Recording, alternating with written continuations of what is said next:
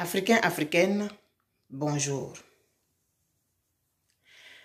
Nous sommes aujourd'hui samedi 9 octobre 2021 et j'aimerais te parler africain. J'aimerais te parler africaine. J'aimerais parler au continent africain. Nous sommes en 2021 et on nous a offert les indépendances dans les années 1960. Depuis 1960, il y a eu des millions d'Africains qui ont parcouru le monde entier. Des millions d'Africains qui ont décidé de vivre dans certains pays par la force des choses, par mesure de... parce qu'ils avaient un travail, etc., etc. Toujours est-il que de ces millions d'Africains, beaucoup de générations sont nées. Nous connaissons l'histoire de l'esclavage, des travaux forcés sur lesquels nous n'allons pas revenir.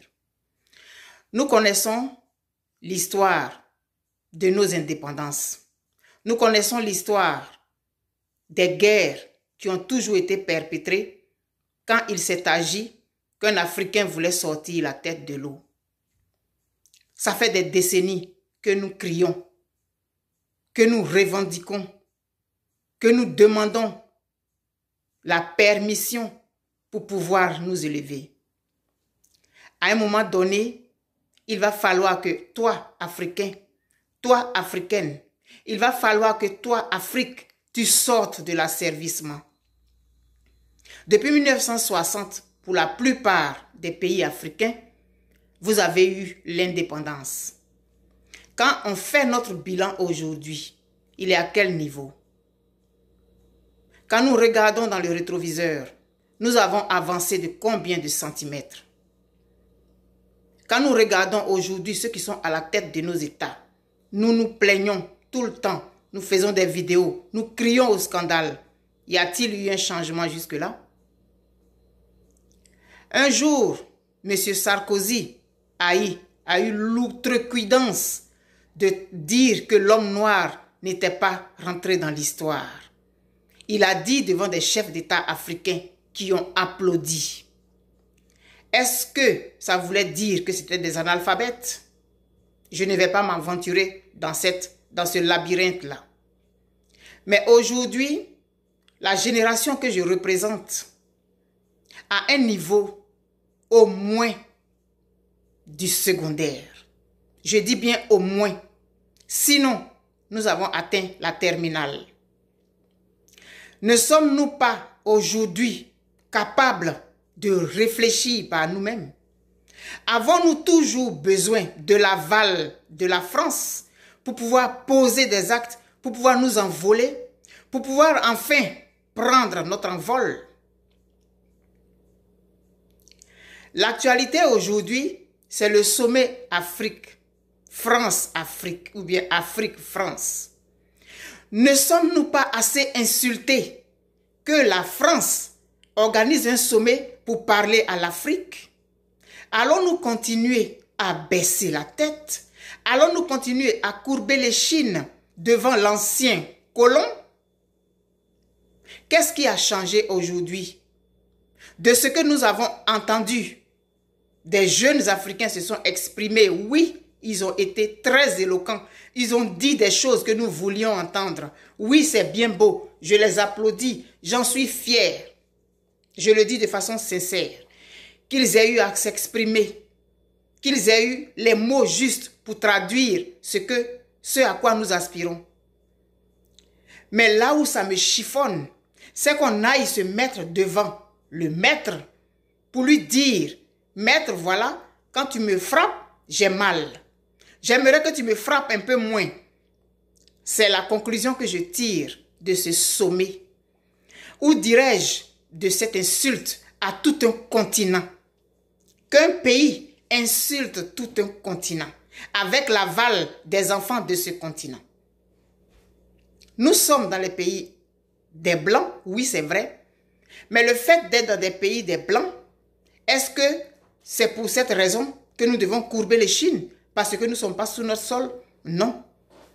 L'Afrique, le monde, est un pays aujourd'hui où on va et on vient. On peut s'installer partout. Mais est-ce que le fait de vivre dans ces pays ne devrait pas nous permettre de regarder les choses avec un autre regard? Quand est-ce que nous allons prendre conscience et dire que c'est sur notre sol que des choses doivent se passer? Nous n'avons pas besoin de demander l'aval de M. Macron pour pouvoir monter ou bien pour pouvoir, je sais pas moi, prendre notre véritable envol. Parce que c'est l'impression que j'ai eue qu'on demande toujours à la France d'avoir avec elle un partenariat gagnant-gagnant. Nous n'avons pas besoin d'avoir un partenariat gagnant-gagnant avec la France. Non. Avons-nous un partenariat gagnant-gagnant avec l'Italie? Demandons-nous un partenariat gagnant-gagnant avec la Yougoslavie? Demandons-nous je sais pas moi, à l'Autriche de nous regarder comme des êtres humains? Nous n'avons pas besoin de demander la permission à qui que ce soit pour que nous-mêmes, nous ayons conscience que nous sommes des êtres humains à part entière. Aujourd'hui, je disais, pour ceux de ma génération, au minimum, nous avons le niveau secondaire, sinon le bac. Et que dire des enfants que nous avons mis au monde?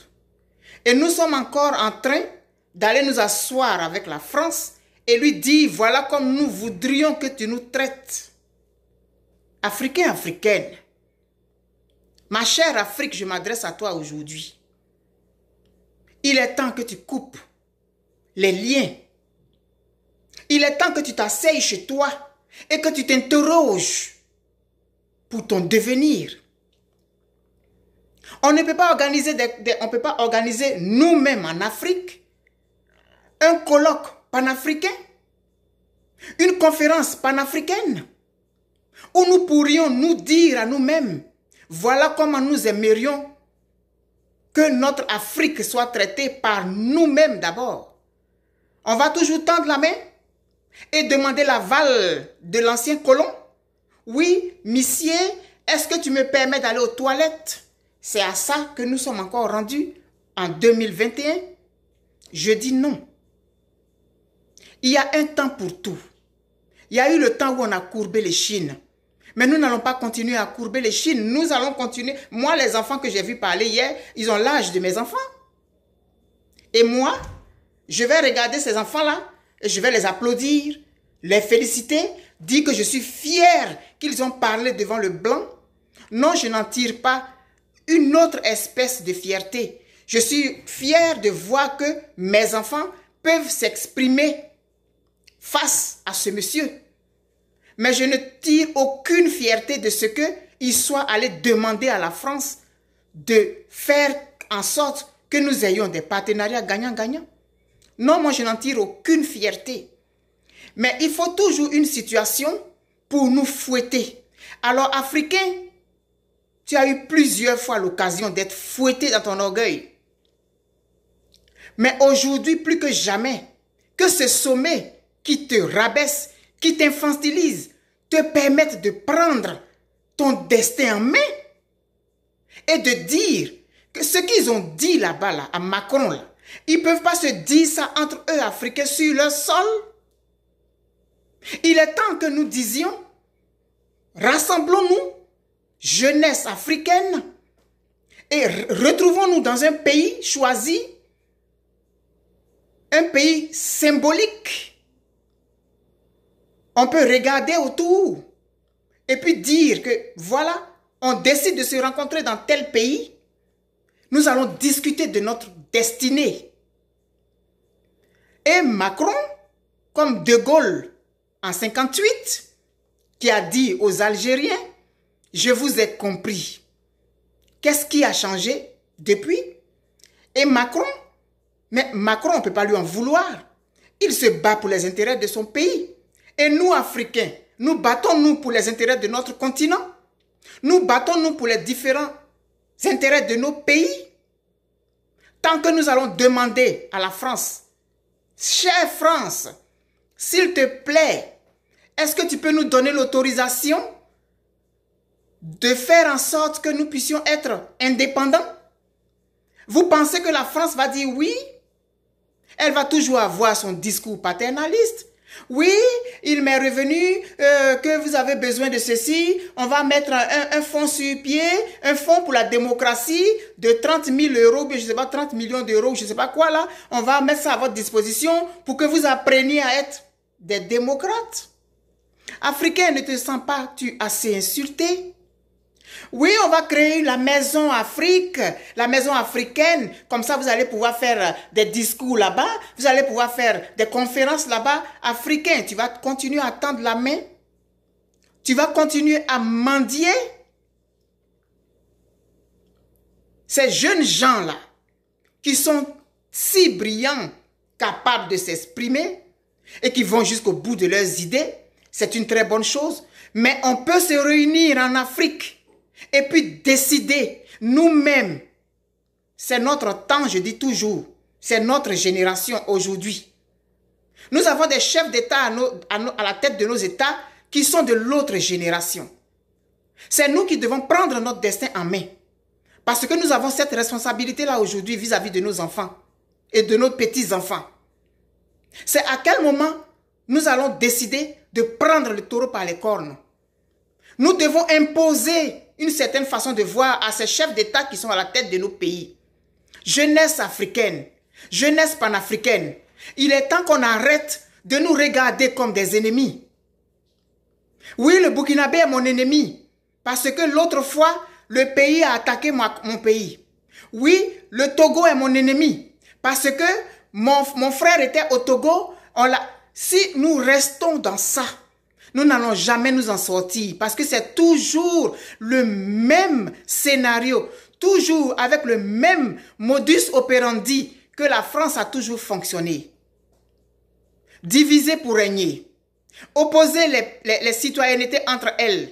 Moi, je dis que je suis africaine de Côte d'Ivoire. Toi, tu es africain du Togo. Tu es malien, tu es malien d'Afrique. Tu es togolais d'Afrique. Tu es béninois d'Afrique. Tu es centrafricain d'Afrique. Ou alors, je suis africaine de Côte d'Ivoire. Je suis africain du Bénin. Je suis africain du Togo. On peut s'appeler comme ça. Tant que nous n'allons pas regarder dans la même direction, ça va être toujours la même chose. Aujourd'hui, le Mali est en train de se battre tout seul. Mais on s'en fout. Ça ne nous concerne pas. Ça, c'est le problème des Maliens. La Guinée a ses soucis. Ça, c'est le problème des Guinéens. Moi, je n'ai rien à voir avec ça. Mais tant que nous allons fonctionner comme ça, nous allons toujours assister à ce genre de sommet qui nous infantilise et qui nous rabaisse au rang d'enfants, qui ne sont pas capables de se prendre en charge, pour qui on doit toujours prendre des décisions. Africains, africaines, lançons une conférence panafricaine. Lançons une conférence panafricaine. Moi, je lance toujours des choses. Mon inbox est ouvert. Il faut toujours quelqu'un pour poser un pas. Alors, je mets les pieds dans le plat. Oui, c'est vrai, j'habite au Canada. Mais le fait d'être venu au Canada m'a ouvert les yeux sur un certain nombre de choses. Ce n'est pas de la trahison que de vivre dans un autre pays. Parce que les autres viennent vivre dans nos pays aussi. Et quand ils viennent vivre dans nos pays, et que nous faisons la courbette, ça leur donne la force. Mais quand nous sommes dans les autres pays, est-ce que nous ouvrons notre esprit? Est-ce que ça nous permet de revoir notre façon de réfléchir? Je pose les pieds dans le plat. Il faut que nous organisions une conférence panafricaine. Il faut que nous organisions une conférence panafricaine. Une rencontre panafricaine. Pour que nous puissions décider de notre avenir. Ce n'est pas à la France de décider pour nous. Un sommet Afrique-France. Vous ne vous sentez pas insulté par ça? Moi, si. Et différemment, dépendamment de ce que je vois passer sur la toile, il y a des Africains de certains pays qui lèvent la tête. Je n'ai pas de nom qui me vient en tête là. Je ne sais pas là. Mais il y en a plusieurs.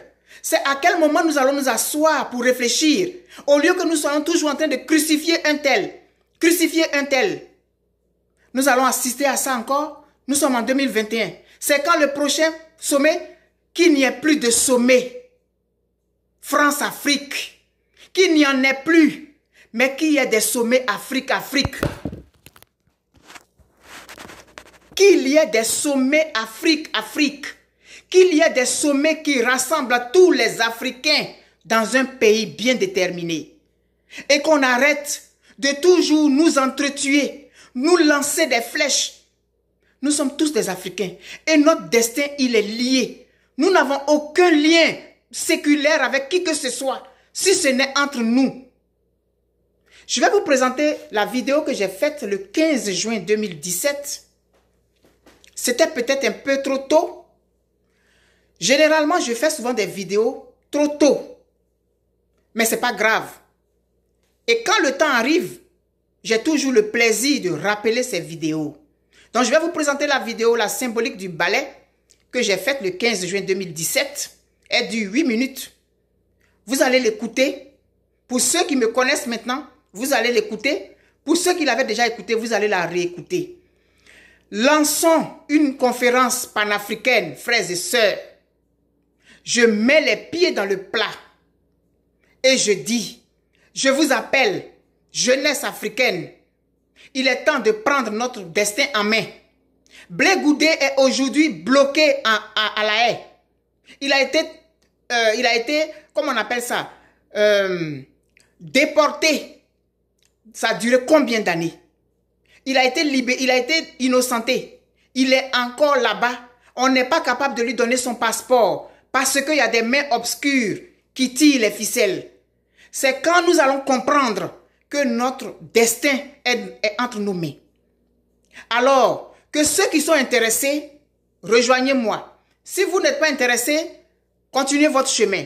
Maintenant, si vous pensez que je suis celle qui veut toujours dire que c'est elle, quelqu'un organise, je serai prête à aller avec. Quelqu'un prend les devants, je suis prête à emboîter le pas. Maintenant, si vous n'êtes pas prêt à prendre les devants, je prends les devants. Organisons une conférence africaine, panafricaine, des jeunes. On le fait dans un pays africain. On trouve les moyens pour nous autofinancer. On ne demande pas l'argent à qui que ce soit. Nous-mêmes, on est capable de financer ça. Sinon, dans 20 ans, quand nous serons en train de partir vers la tombe, nous allons assister, que nous allons voir nos petits-enfants. Moi, mes petits-enfants là, le premier là, il a dépassé 10 ans. Hein. Donc, dans 20 ans, il va avoir 30 ans. Est-ce que quand je serai assez vieille, je vais voir mon petit-fils en train d'aller assister à un sommet Afrique-France? Non. Alors, c'est à nous aujourd'hui de prendre les taureaux par les cornes. Si nous le décidons, nous pourrons le faire. Alors, vivement cette conférence panafricaine, faite par les Africains, pour les Africains, sur le sol africain, financée par les Africains eux-mêmes. Nous sommes capables de le faire. Oui, le mot capable est le mot de l'année 2021. Nous en sommes capables. Est-ce que vous êtes prêts à relever le défi? Je vous mets au défi. Je te mets au défi aujourd'hui, toi Africain qui m'écoutes. Je te mets au défi aujourd'hui, toi Afrique. Je te mets au défi. Et je te dis que tu n'es pas capable d'organiser ça. Montre-moi le contraire. Si tu veux me prouver que tu es capable, mon inbox est ouvert. On peut s'organiser. Nous n'avons pas le choix. Les réseaux sociaux sont là. On va les utiliser. On n'a vraiment pas le choix pour pouvoir se parler. On peut organiser ça. On va se retrouver avec notre force propre à nous. C'est quand? Oui, j'ai été insulté encore une fois hier. Comme j'avais été insulté le 15 juin 2017 quand j'ai vu passer une photo de soldats français qui étaient dans un trou avec des lingots d'or. C'est la photo là que j'avais vue qui m'avait choqué. Et je vous ai dit que moi, Il suffit que je vois une photo et puis ça me donne une idée. Vous savez, vous savez de quoi je parle.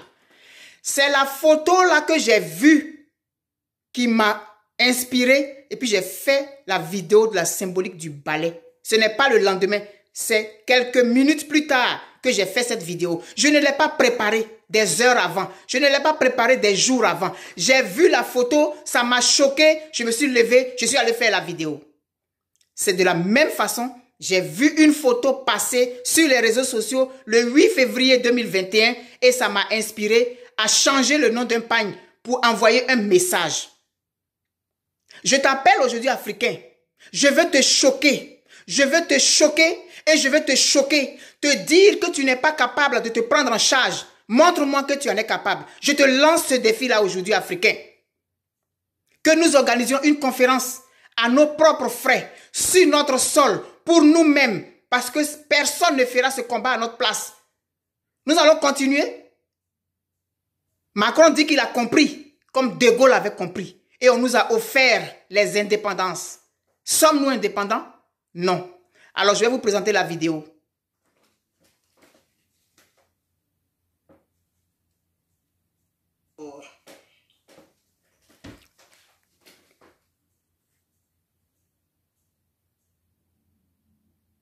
Ivoiriens, Ivoiriennes, bonjour. Aujourd'hui, j'ai un message à faire passer et mon visage est très sérieux parce que l'heure est grave. J'ai décidé de vous présenter la symbolique du balai. Le balai, c'est un ensemble de brindilles fixées ensemble. Je ne vous apprends rien. Vous connaissez le balai. Une brindille, toute seule, a beau être la plus grosse, a beau être la plus solide, a beau être la plus ferme, toute seule, on est capable de la casser. Un balai, ensemble de brindilles,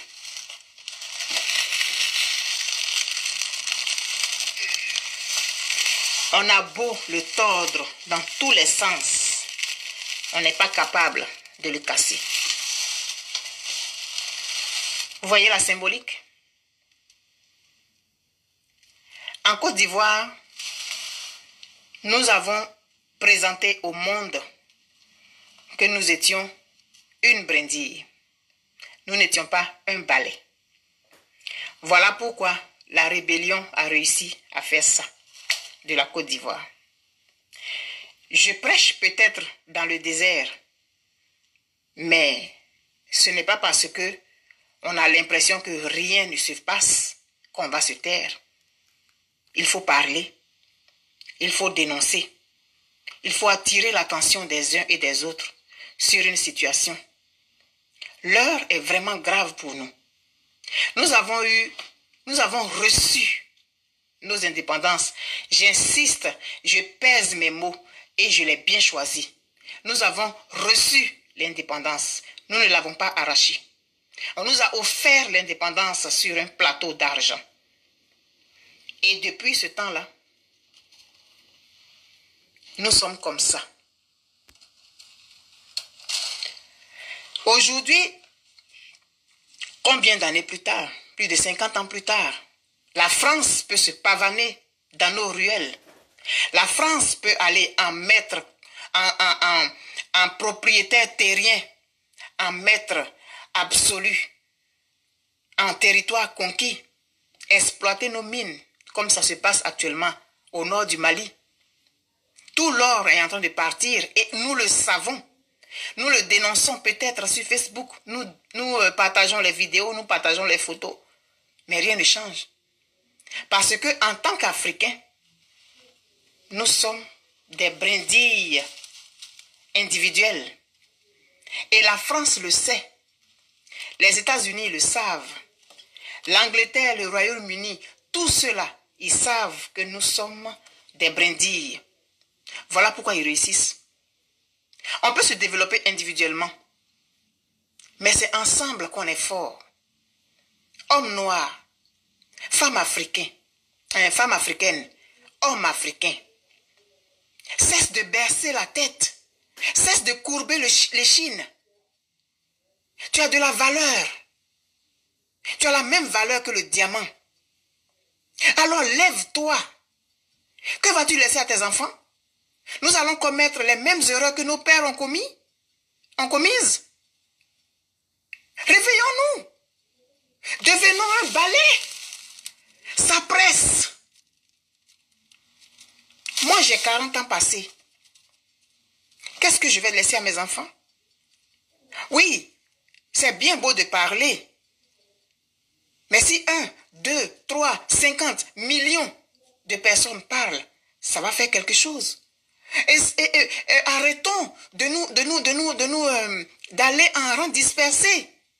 Je suis marocain, je suis camerounais, je suis sénégalais, je suis gambien. Voilà à quoi ça nous conduit. La France pourra toujours aller au Mali exploiter son sous-sol tant qu'on sera comme ça, individuel.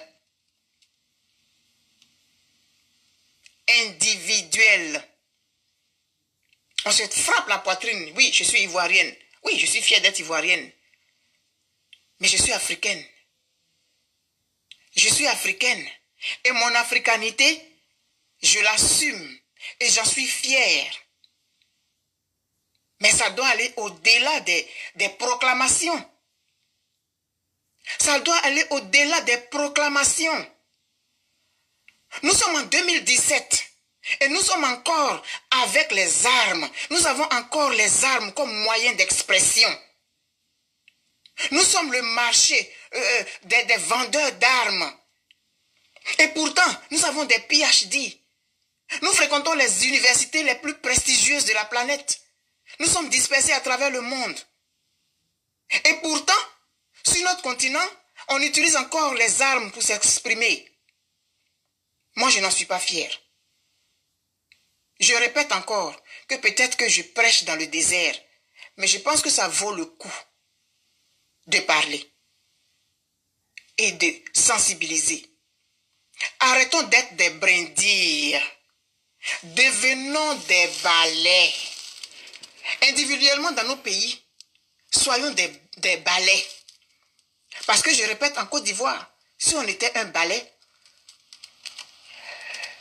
la rébellion n'aurait pas prospéré.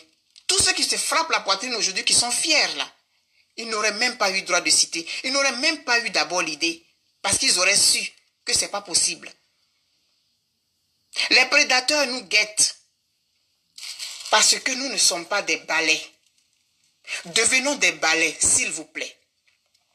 Individuellement dans nos pays, devenons des balais. Quand je dis individuellement, je veux dire le Cameroun, le Sénégal, la Gambie, le Gabon. Les Gabonais doivent être des balais d'abord.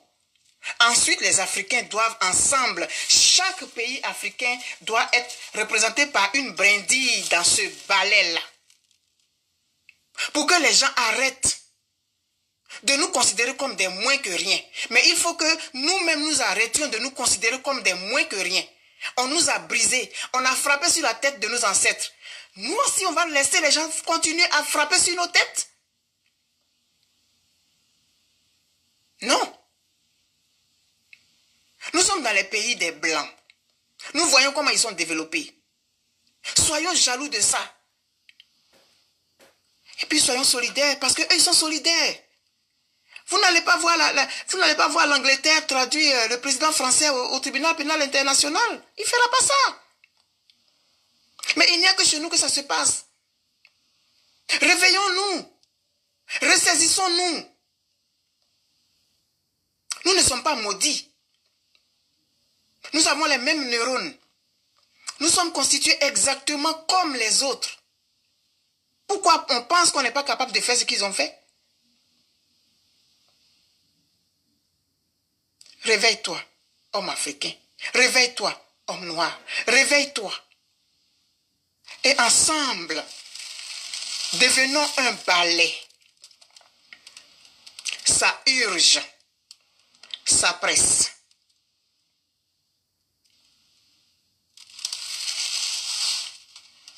je vous remercie. Moi, je suis africaine. Je suis ivoirienne. Et je marche la tête haute.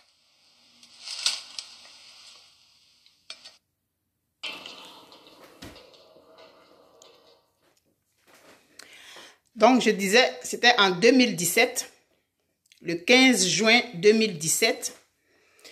J'étais en train de me promener sur Facebook et j'ai vu passer l'image des soldats français qui étaient dans un trou avec des lingots d'or. Il s'est passé quelque chose dans mon organisme que je ne peux pas expliquer. C'était au niveau de mes entrailles, dans mon ventre. Il y a quelque chose qui s'est déchiré dans mon ventre. J'ai dit non. Je me lève, je vais faire une vidéo. Et c'est comme ça que je suis allée faire la vidéo. Je me suis habillée là. C'est que ça peut-être 10 minutes après, j'ai lancé cette vidéo. Il faut toujours quelque chose pour choquer. Ça m'avait choqué. J'ai fait cette vidéo qui avait fait le buzz. Et puis, c'est à partir de là que j'ai commencé de plus en plus à faire des vidéos, à parler d'Afrique, Et puis, je suis arrivée là où je suis aujourd'hui. Et aujourd'hui, cette situation qui est arrivée, que nous avons vu ce sommet, moi, ça m'a dérangé encore. Je me suis sentie insultée encore. Quoique, j'ai une certaine fierté d'avoir entendu des jeunes Africains s'exprimer comme ça, avec éloquence, et avoir de la suite dans les idées. Mais on ne va pas s'arrêter à là, applaudir, et puis attendre que Macron donne ses 30 000 euros, bien, je sais pas, 30 millions d'euros pour un fonds pour la démocratie. Mais regardez comment ça nous insulte. Et il a eu la possibilité de nous parler encore avec paternalisme. Il a eu encore la possibilité de nous rabaisser, de nous taper sur la tête. Même si ces jeunes gens ont dit des vérités, le dernier mot lui est revenu. Il a dit ce qu'il avait à dire en dernier.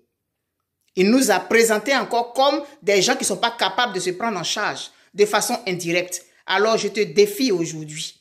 Nous sommes le 9 octobre 2021. Je te défie aujourd'hui, Africain. Je te défie aujourd'hui, Afrique. Il est grand temps pour toi que vraiment tu prennes conscience de toi. Tu vas continuer à accepter qu'on te tape dessus et attendre toujours les aides. Tu vas toujours attendre que la Banque mondiale te donne des prêts, que tu rembourses, dont tu rembourses multiplié par 10. Tu vas attendre que le FMI te donne des prêts. Tu vas toujours attendre qu'on te considère comme un pays pauvre, très développé, ou bien, je sais pas moi, très endetté, PPTE, quoi. On va continuer en 2021, là. Pendant que dans nos pays, il y a des villages où il n'y a pas d'électricité.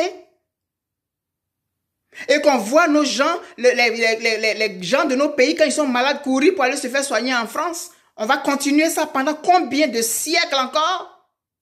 Alors je te défie, toi Africain. Je te dis que tu n'es pas capable. Prouve-moi que tu es capable de te lever, de lever la tête pour une fois et d'être fier de ta mélanine, d'être fier de la couleur de ta peau, d'être fier de tes cheveux crépus, d'être fier de ta grosse bouche, tes grosses lèvres et ton nez épaté. C'est à quel moment tu vas être fier de ça et utiliser ça comme une force pour te lever. Oui, j'ai été insultée encore hier, comme je suis insultée depuis des années. Mais à un moment donné, il faut dire que trop, c'est trop. Combien de fois encore tu vas attendre des élections qui sont truquées d'avance? Jeunesse africaine. Quand je dis jeunesse, là, je mets mes enfants dedans. Parce que mon fils est né à plus de 30 ans. Et les enfants qui étaient là-bas en face de Macron, là, c'est les enfants de la génération de mon fils aîné. Et j'ai dit, mon premier petit-fils, il a dépassé 10 ans. Dans 20 ans, mon premier petit-fils, il aura 30 ans. Il va encore aller s'asseoir devant le futur président français? C'est ce que nous voulons? Je dis non. Alors Afrique, mon Afrique. Afrique des fiers guerriers dans les savanes ancestrales. Afrique que chante ma grand-mère au bord de son fleuve lointain.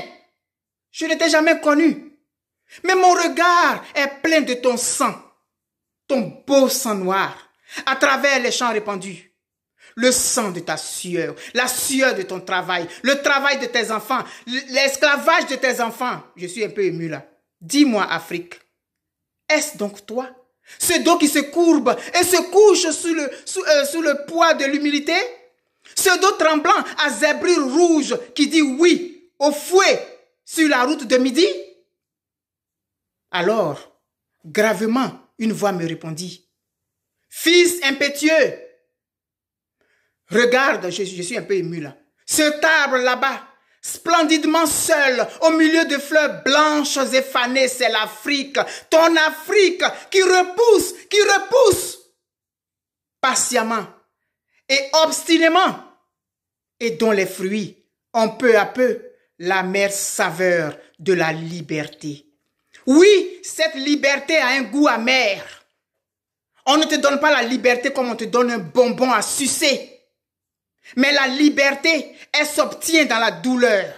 Alors si tu veux laisser quelque chose à tes enfants, Afrique, il est temps que tu te lèves et que tu dises non, c'est assez. Merci.